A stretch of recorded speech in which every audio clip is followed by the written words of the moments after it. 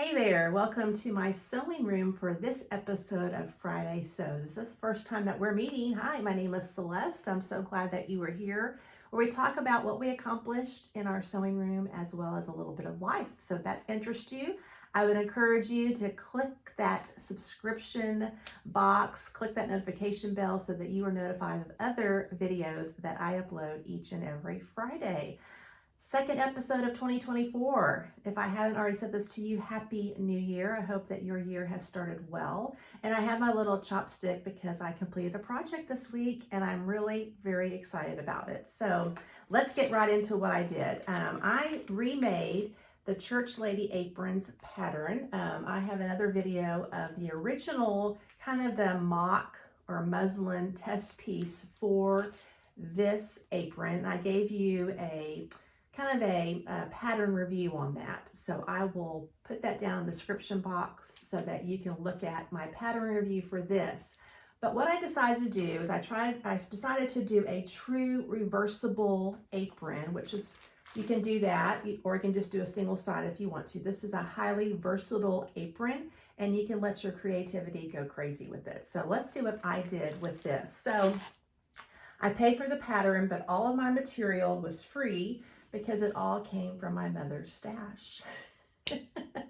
So I chose the strawberry print for the front, and in an earlier video I was deciding, did I want to use the same print as the strawberries for the pockets, or did I want to use a complementary color? And Nadine, hi Nadine, thank you so much for encouraging me to try this red.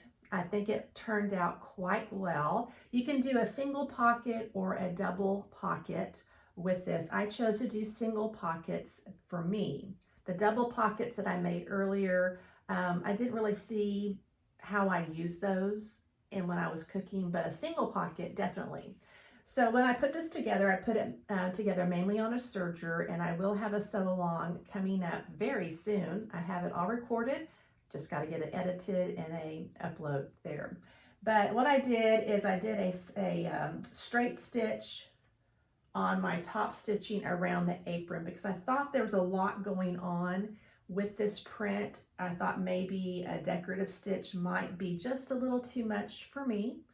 But on the pockets, when I took it or adhered it or sewed it onto the fabric, I did use a decorative stitch, and here I chose the green, a darker green that comes out from the leaves and the stem of the strawberry, and put that around the red. I thought that would make it pop quite a bit. So I'm very pleased with how this turned out. But let's see what I did on the other side of the fabric or the apron. I chose a cherry print, and I did the same thing, a straight stitch for the top stitching around the apron. And then on this side, I chose to use the same fabric for the pockets as I did my apron. And the reason why is I really couldn't find a good complementary coordinating color in my stash, and one of my goals this year is to use what I have. So I chose again the single pocket, and I chose the same decorative stitch on the pockets here, but this is my favorite decorative stitch on my sewing machine. Just love that, and put that on there. Now let me just be completely honest, when I was choosing this cherry fabric initially, I was really in love with strawberries. That's my favorite fruit. I love them. I wasn't really thrilled on the cherries, but I thought I really don't have any other fabric that I'm really wanting to use for the flip side of my apron, and I probably will just use my strawberry side anyways. But when I stitch this up, I have to say this side is my favorite side. I just love it. And I'm really looking forward to using this in the spring. Very much so. When I showed it to my husband, he's like, how many aprons do you need? And I said, well, when I wear them every day and wash them, the one that I made a few years ago, you can see that I've worn it so much, it's becoming, quite thin, and I probably need to discard it. It is my apron that I wear during college football season on Saturdays for my game day food that I make. So I think this will be great for spring as I am expanding my ability to can, which is what I taught myself last year. or going out to the garden. I think that would be fun, just light and whimsical for spring. Super grateful that I completed that project. What I also did is I spent some time this week, even though I've gone back to work, looking at my pattern Butterick 6377. This is one of my goals. Now, initially I told you in my resolution video that I wanted to do view A. I really liked how they chose different fabrics. I thought that would really look nice. But one of my other goals is to use the stash that I currently have. So I went through and looked at all of my jersey type knit fabric that I had, and let me show you all that I found. Quite a bit, and all of this came from my mother's stash. And one more piece here. And so as I was looking through, I really couldn't decide on 3 fabrics that I already had that I could use for that view A. So I am reconsidering this, and I'm going to try to do view C. View C uses all the same color of fabric.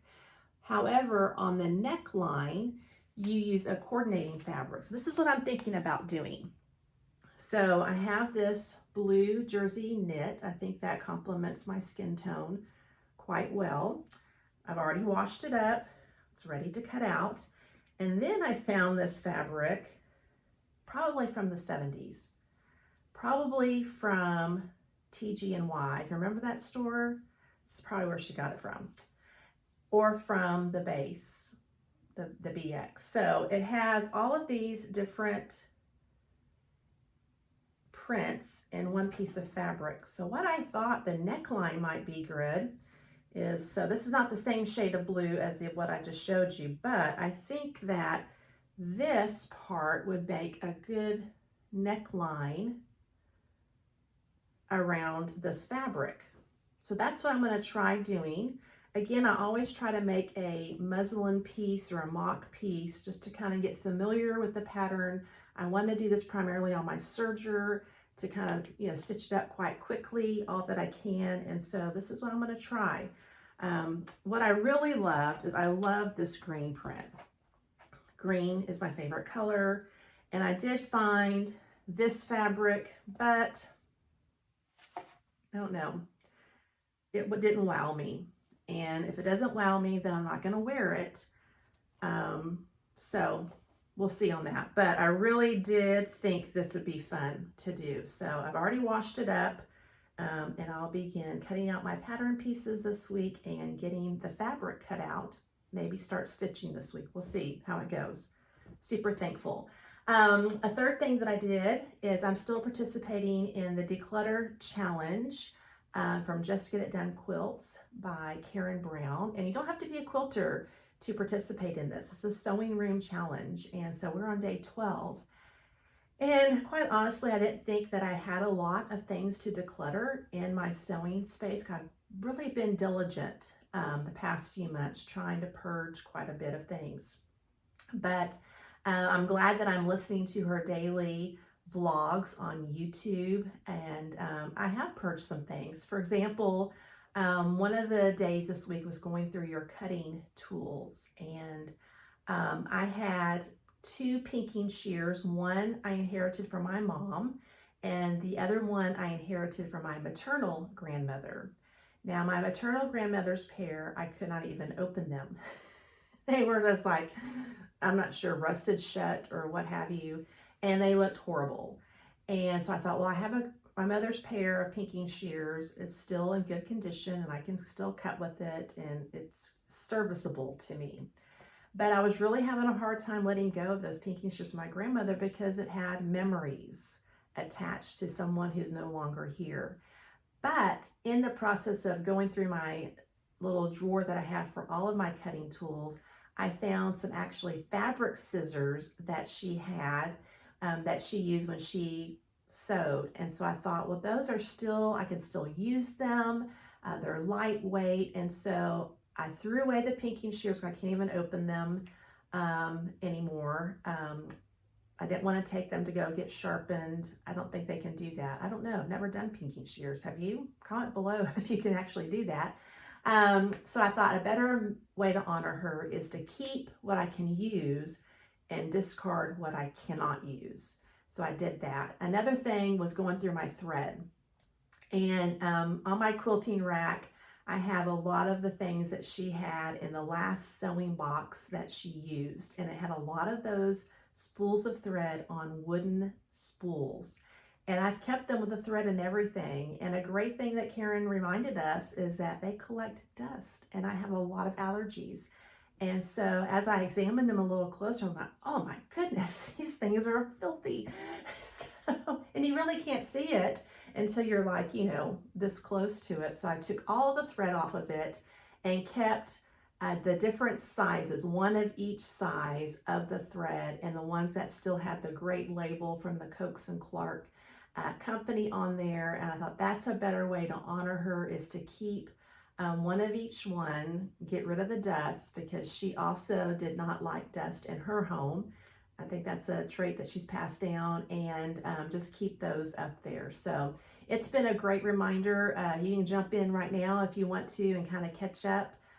Just a great way to relook at things that you have in your sewing room. Are they really serviceable? Are they going to be helpful in your craft? And so that little mindset set change has been helpful to me. Fourth thing that I did this week is I actually planned my first embroidery project. So as I complete that, I will show that to you in a future video. So let's get into life. As I mentioned, I went back to work this week, and that has just been really hard. I enjoyed my time off. I enjoyed spending some time in my sewing room, getting some things done. You know, when you're at work, you want to be doing this kind of thing. At least I do. But so I've gotten back into work. It's just a really busy time right now. You know, with Easter coming up at the end of March, there's so many things that I have to do to get ready for that special celebration in my faith. So that's probably why I'm kind of went back with my heels dug in a little bit. We weathered the storm quite well. I think it hit half of the U.S.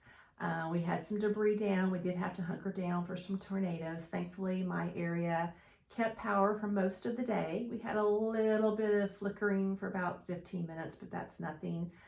There were some places around us that did receive devastating tornado damage, and but we're truly thankful for that. We're supposed to get another storm this afternoon, so we'll see how we weather with that one, but truly thankful. Hopefully you were safe from that experience of that cold front moving in. Quite a blast there. I think so.